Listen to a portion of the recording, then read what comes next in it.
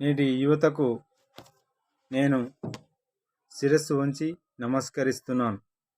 ఈరోజు చెప్పబోయే సబ్జెక్ట్ ఏమిటంటే, నేటి యువత మంచి సేవ కార్యక్రమాల్లో ప్రజల్లో ఉంటూ ప్రజల సమస్యలు పట్టించుకుంటూ ముందుకు సాగాలని నా యొక్క విన్నపం. దీనికి మీ యువత సహకరించాలని, ప్రతి గ్రామాన మీరు ఒక కుమ్మల వలె చెట్టు వలె లేవాలని నేను కోరుకుంటున్నాను. ఎందుకంటే గత పూర్వకాలంలో ఎంతో సంతోషకరంగా మంచి పంటలు పండించుకుంటూ బతికినారు ప్రేమ కలిగి. కానీ నేటి సమాజం ఏమవుతుంది, దినదినము దిగజారిపోతుంది. ఆ దిగజారిపోవడానికి కారణం ముఖ్యంగా మద్యపానం, గంజాయి, సిగరెట్లు తాగుకుంటూ పేకాట ఆడుకుంటూ మీ మంచి జీవితాన్ని మీరు వినాశనం చేసుకుంటున్నారు. ఈరోజు కుటుంబాల్లో కక్షలు, వేధింపులు, మానసిక ఒత్తిళ్లకు గురై అనేకమైనటువంటి చెడు వ్యసనాలకు వెళ్ళి మీ యొక్క జీవితాలను వినాశనం చేసుకుంటున్నారు. కాబట్టి నేటి యువతకు నేను చెప్పేది ఏంటంటే, భవిష్యత్తు మీ చేతిలో ఉంది. ఈ దేశాన్ని కాపాడవలసిన బాధ్యత మీలో ఉంది. నా ఒక్కరితో కాదు, ఏది దేశం మొత్తం యువతపై ఆధారపడి ఉంది. యువత, మీరు మేల్కొనండి, పోరాడండి. మన దేశంలో జరుగుతున్నటువంటి అన్యాయాలను అరికట్టడంలో మీ ముఖ్య పాత్ర వహించాల్సింది ఎవరంటే యువత.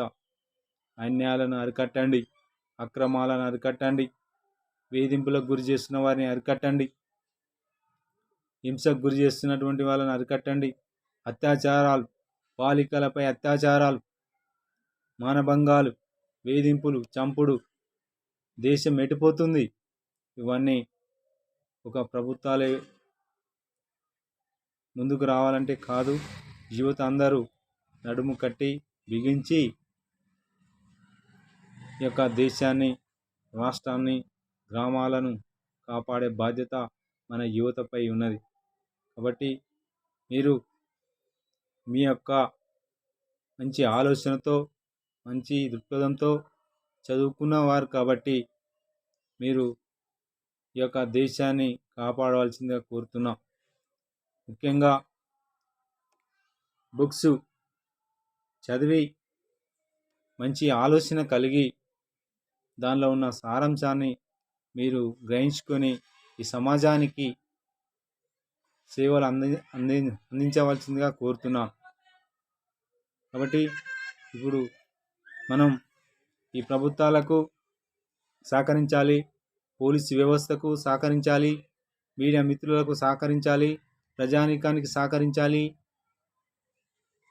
అప్పుడే మన దేశం బాగుపడుతుంది. కాబట్టి ప్రియమైన నా యువత, మీరు మీ కుటుంబం నాశనం కావాలని, మీ యొక్క జీవితాలు నాశనం కావాలని నేను కోరుకోవడం లేదు. కాబట్టి మద్యానికి దూరంగా ఉండండి, గంజాయికి దూరంగా ఉండండి, సిగరెట్లకు దూరంగా ఉండండి. మీ అమూల్యమైన జీవితాన్ని వినాశనం చేసుకోకండి. మీ కుటుంబాల్లో చిచ్చు రేపుకోకండి. ఎక్కడ పడితే అక్కడ గుట్టలు గుట్టలుగా శవాలుగా మారిపోయి యాక్సిడెంట్లు పాలై మానసిక ఒత్తిళ్లకు చనిపోతున్నారు. ఏ కుటుంబం దిక్కులేని వారిగా కాకూడదు. ప్రతి కుటుంబం వందేళ్లుగా చల్లగా ఉండాలని నేను కోరుకుంటున్నా. నా మాటలు వినండి. ఏదో నా కోసం కాదు, మీకోసం చెప్తున్నా.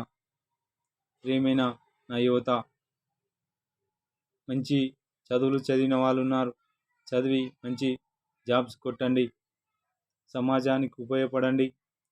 అందులో లేకపోతే మంచి మంచి రంగాలు ఉన్నాయి, ప్రతి రంగాల్లో మీ ప్రతిభను చూపించండి. అప్పుడు సమాజం గర్వపడుతుంది, మీకు మంచి పేరు వస్తుంది, మీ జీవితాల్లో వెలుగులుంటాయి. ప్రియమైన యువత, నేను నేనేదో ఒక చెప్పడం కాదు, మీలో మార్పు రావాలి, మీలో ఒక ఐక్యత రావాలి. అప్పుడే ఈ యొక్క గ్రామం, రాష్ట్రం, దేశం బాగుపడుతుంది. దానిపై మీ ఫోకస్ చేసి మరి ఈ దేశాన్ని ఈ అక్రమాలను, అత్యాచారాలను, హింసకు గురి చేస్తున్న వారిని అరికట్టడంలో ముఖ్య పాత్ర వహిస్తారు.